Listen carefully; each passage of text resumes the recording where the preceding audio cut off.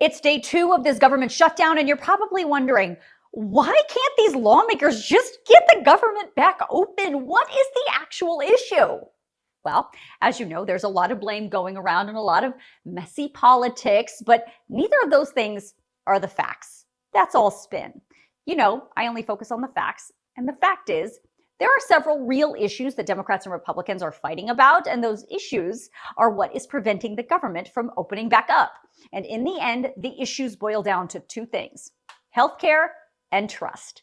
So let me explain. As I've been reporting for years, under every single president, spending bills that keep the government open require a simple majority in the House, 60 votes in the Senate, and a signature of the president.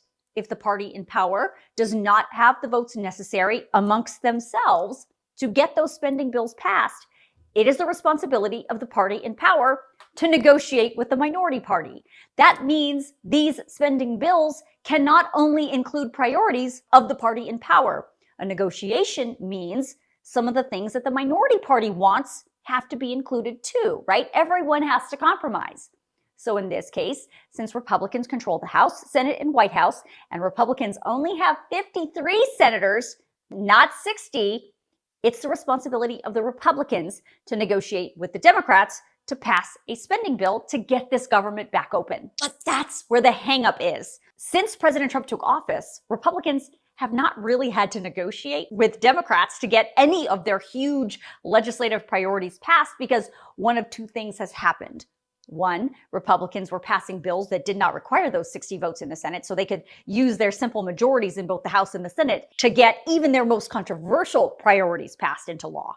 Or 2, on bills that did require 60 votes, Senate Democrats just agreed to what the Republicans wanted without any real negotiation at all. That's exactly what happened back in March when we were having this exact same government funding fight. Remember back then, Senator Chuck Schumer and several other Senate Democrats just caved and voted for the Republicans' continuing resolution that kept the government open. They did that without getting anything in return.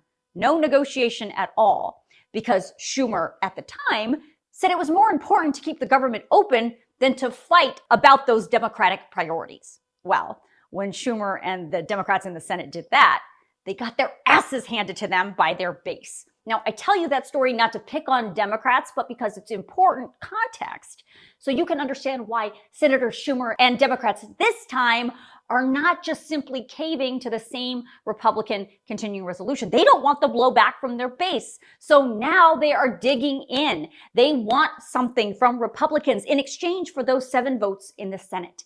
And that leads me to the real issues here. As I said, they boil down to healthcare and trust. Let's start with healthcare.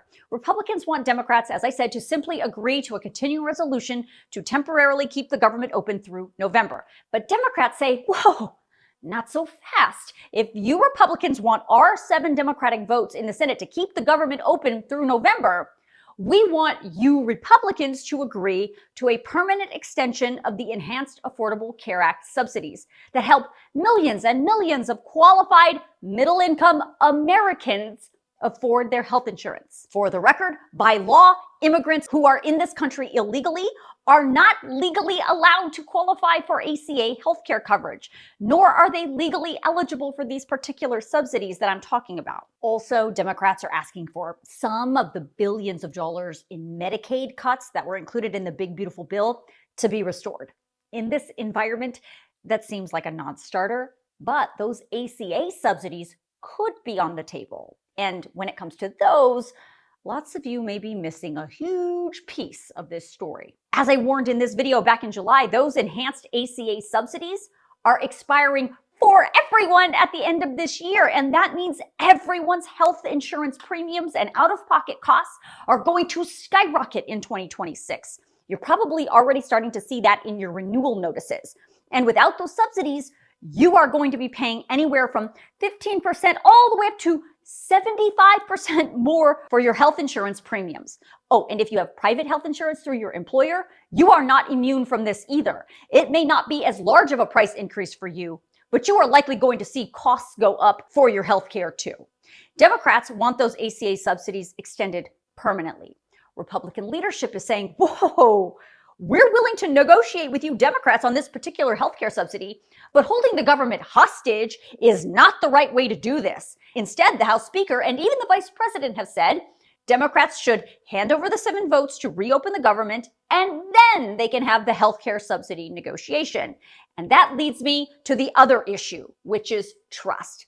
Democrats say they do not trust Republicans to actually have that negotiation on healthcare subsidies if they turn over those 7 votes. And even if the negotiation does happen and they do come to a deal and they do pass it into law to keep those ACA subsidies, they don't trust that the White House won't then just turn around and send over a rescissions package to cut the funding for the subsidy, which is exactly what happened to the funding for NPR and PBS and USAID just a few months ago. At this point, neither side is budging. As of today, Democrats are not changing their minds and Republicans are not going to start any negotiations until the government is reopened. So we're stuck, and there's no telling how much longer this is going to last.